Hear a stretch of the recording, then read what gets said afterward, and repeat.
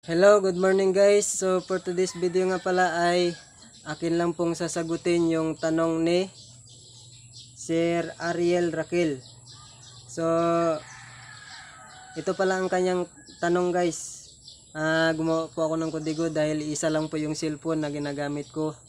Ito po yung aking ginagamit na pang video. Kaya pagpasensyaan nyo na guys, gawa ako ng kodigo. So ito po yung tanong ni Sir Raquel. Ni Sir Ariel Raquel.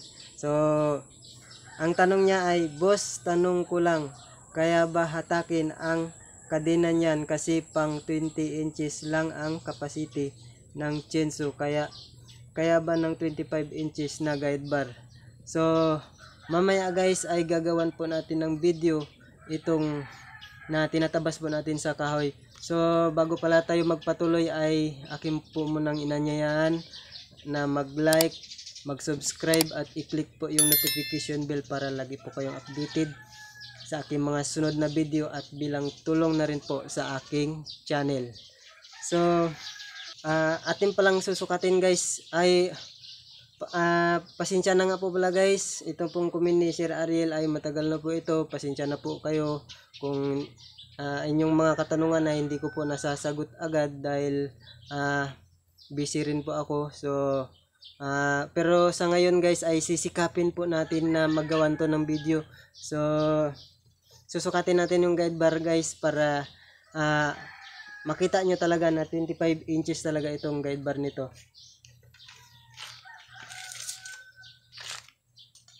Ayan guys.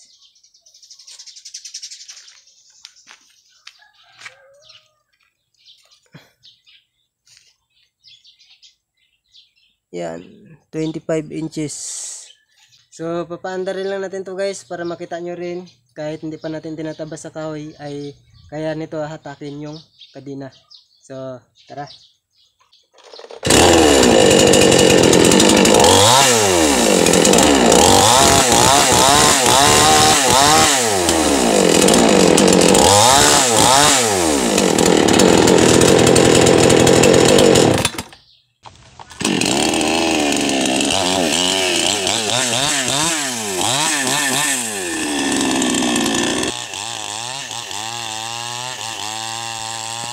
At ito na nga guys ay sisimulan na nating puputulin ng kahoy.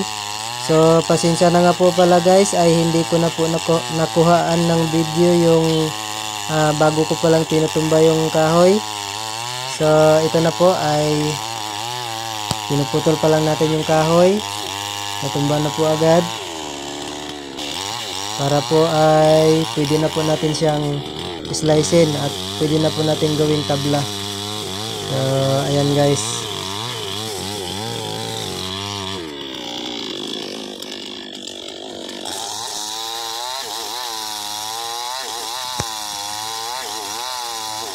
So kung napapansin nyo pala guys ay kinat ko po yung ibang video na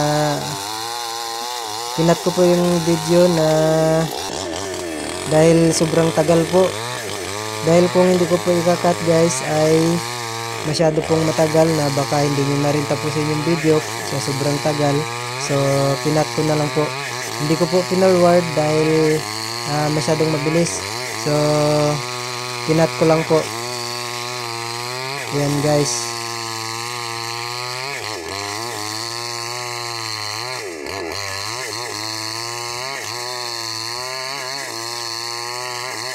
Yan guys, sinisimulan pa lang natin islaban yung kahoy. At sana po guys ay make sure na tapusin nyo po itong video na ito para makita nyo talaga guys na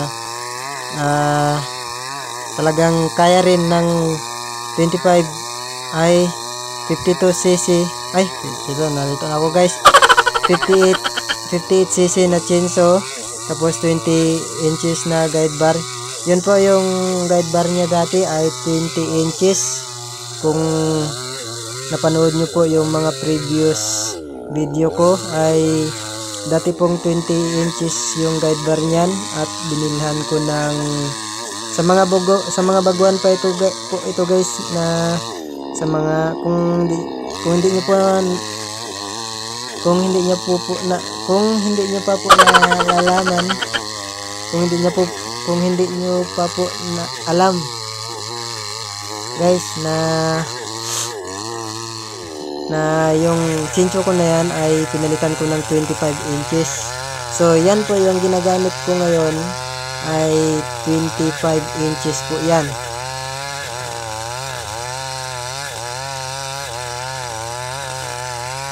Pagpasensyahan nyo na ako guys, ay medyo nabubulol ako sa pagsasalita. Pasensya na guys. So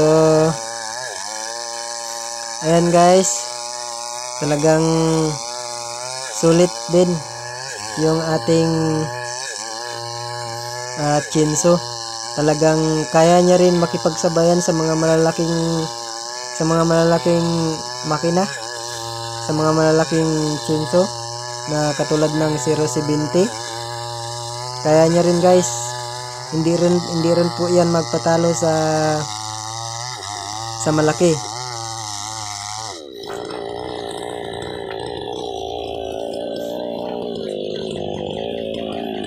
So sa akin guys,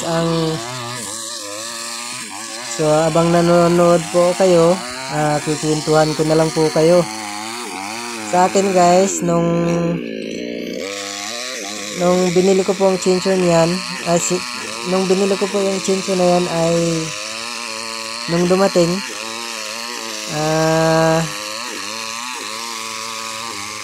parang naliitan ako dahil ang ngiksi ng guide bar, tapos ang liit pa ng makina. So nanibago po ako sa tingin ko sa chincho dahil nasanay po ako sa laki sa chincho na malaki, yung 070. So ang hindi ko alam guys, talagang napakalakas. Hindi naman sabing napakalakas, so malakas din siya. Talagang kaya niya rin kahit mga malalaking kahoy. Pero nung 25, nung 20 inches pa lang yung guide bar niyan, so ang kaya niya lang po ay mga maliliit na kahoy.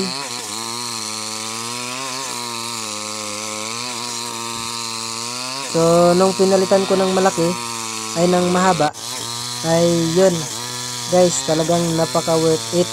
Talagang kaya niyang putulin yung mga malalaking kahoy at kaya niya rin pong slicing.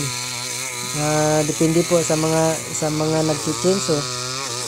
Kung talagang marunong po, ay hindi po mahirap yung malaki, dahil yung iba kapag maliit yung ginamit na chinso, ay nahihirapan sa mga malalaking kahoy. So sa akin guys, para sa akin ay hindi po ako nahihirapan, kasi ay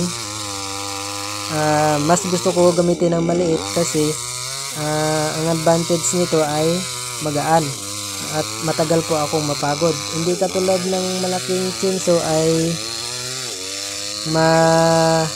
mabilis po akong mapagod dahil sa mabigat po yung malaking chinso. So ito guys, kahit buong araw pa ako na nagmamaniho, nag-ooperate ng chinso na yan, ay talagang kaya ko, dahil hindi po ako agad-agad napapagod. Hindi katulad nung malaking chinso guys, ay nakakapagod dahil mabigat.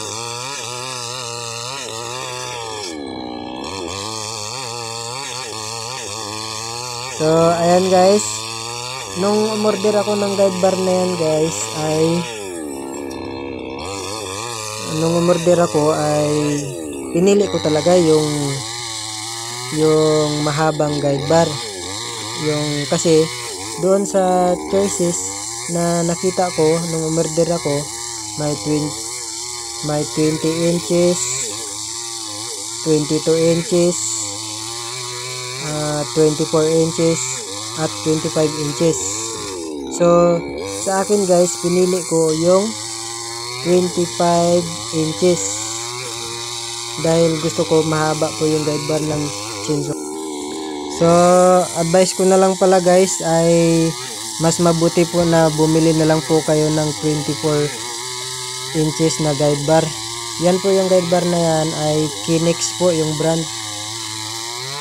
At 25 inches. So, para sa akin guys ay bumili na lang po kayo ng 24 inches na guide bar kasi yun yung butas doon sa paglagyan ng guide bar.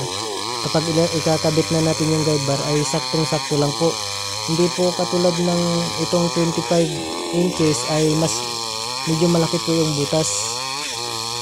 So yan guys ay ginawan ko na lang po ng paraan na para po magkasya siya. Kung napapansin nyo guys, nung previous video ko nakatingala po yung guide bar nung kinabit ko dahil po malaki po yung butas niya. So ayun na nga guys, nasagot ko na po yung katanungan ni Sir Ariel Raquel. At sana po ay nagustuhan nyo po itong video na ito. At muli ko po inihiling na mag-like, mag-subscribe at i-click po yung notification bell para lagi po kayong updated sa aking mga sunod na video at bilang tulong na rin po sa aking channel. Maraming salamat po.